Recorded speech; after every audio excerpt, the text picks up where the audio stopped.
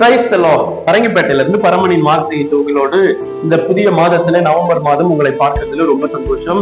Zion விடுதலையின் search பரங்கிப்பேட்டையில இந்த வாக்கு தத்துவத்தை நாங்கள் இன்னைக்கு தியானிக்க ஆண்டவர் உதவி செய்தார். ஏசாயா 60ஆம் அதிகாரம் 11ஆம் வசனம். முன்னிடத்திற்கு ஜாதிகளின் பலத்த சேனை கொண்டு வரும்படிக்கு அவருடைய ராஜாக்களை அழைத்து வரும்படிக்கும் உன் வாசல்கள் இரவும் பகலும் பூட்டப்படாமல் எப்பொழுதும் திறந்திருக்கும் என்று ஆண்டவருடைய வார்த்தை சொல்லுங்க. இரவும் பகலும் உன் வாசல்கள் பூட்டப்படாமல் இருக்கட்டும். எப்படி இரவும் பகலும் இருக்க முடியும்? வேதம் சொல்லுகிறது, இரவும் பகலும் தியானமாயிருக்கிற மனுஷன் பாக்கியவான். இரவும் பகலும் தம்மை நோக்கி கூப்பிடுகிற விஷயத்திலே, ஜெபிக்கிறவர்கள் விஷயத்திலே ஆண்டவர் தீவிரமான காரியங்களை செய்ய, அதிசீக்கிரத்துல செய்ய அவர் வல்லவரா இருக்கிறார். இடைவிடாமல் ஆராதிக்கவும் செய்திருக்கிறார்கள்.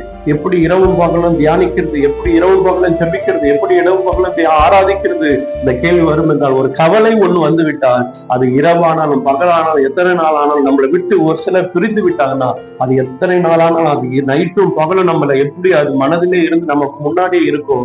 அது போல தேவ சமூகத்துல உங்களுடைய வேண்டுதல் விண்ணப்பங்கள் அவரை முன்வைங்க. எந்த வேலை செஞ்சாலும் கர்த்தருக்கு முன்பாக நில்லுங்க, கர்த்தரை ஆராதிங்க, கர்த்தரை தியானிங்க, கர்த்தர் சமூகத்துல ஜெபிங்க.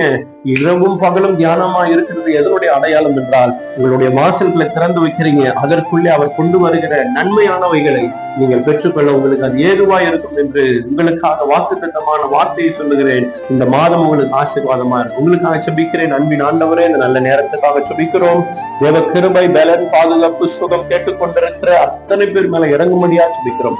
கர்த்தர் நடத்துங்க, பாதுகாத்துக் கொள்ளுங்க. இந்த மாதம் முழுக்க சிறப்பாய் நடத்தும். இயேசுவின் மூலம் ஜெபிக்கிறோம் நல்ல பிதாவே. ஆமென். God bless you.